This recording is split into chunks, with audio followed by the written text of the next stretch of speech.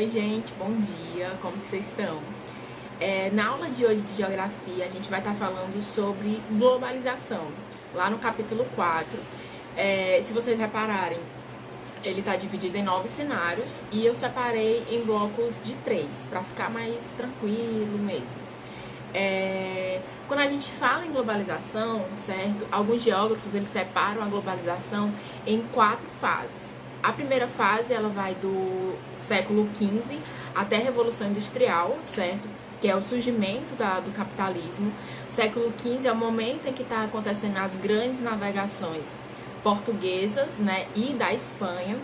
A segunda fase do capitalismo ele vai da Revolução Industrial até a Segunda Guerra Mundial. Quando está surgindo a expansão do capitalismo, certo? A terceira fase é da Segunda Guerra Mundial até 1989. O que é que acontece em 1989? A queda do Muro de Berlim, certo? O muro que foi criado na Guerra Fria, porque lembram que o mundo ele vai estar bipolarizado, só lembrar no capítulo anterior, o mundo ele está bipolarizado. De um lado tem os países que apoiam o capitalismo, que são capitalistas. Do outro lado vai ter os países que apoiam o socialismo, né, como a União Soviética, certo? E a quarta fase é a fase da nova ordem mundial, que é justamente essa fase em que nós estamos vivenciando. Quando a gente fala de globalização, a gente está falando automaticamente de capitalismo.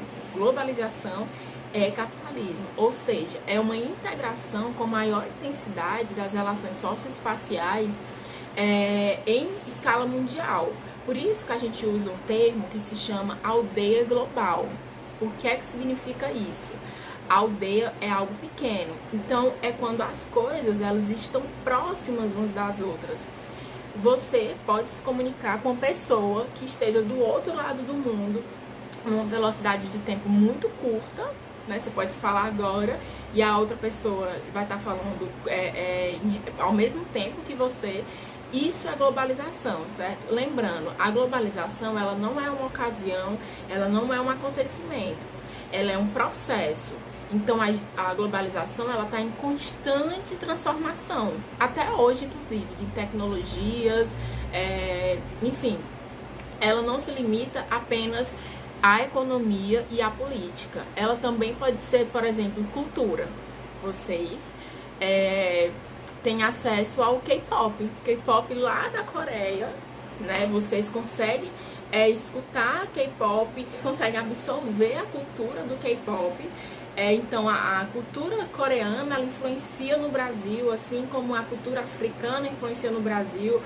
Nos Estados Unidos a cultura chinesa influencia. Isso é a globalização, é essa relação dos países, né, em um período de tempo muito curto, certo?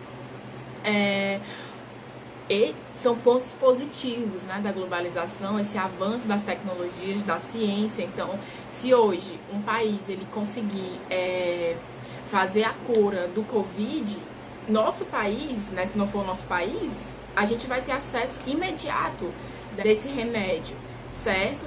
Então, né, isso é o lado positivo. Só que a globalização também tem seu lado negativo, porque ela gera muita desigualdade social.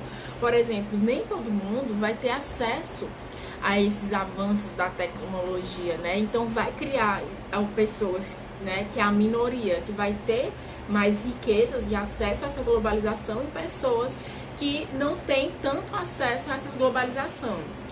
E aí, enfim, esse é o momento mais da gente introduzir esse tema. É um tema muito interessante, dá pra gente discutir diversos assuntos. Por isso que esse capítulo ele é bem extenso. Eu espero que vocês tenham gostado. A gente vai tirar dúvidas, né, na sexta. E até mais!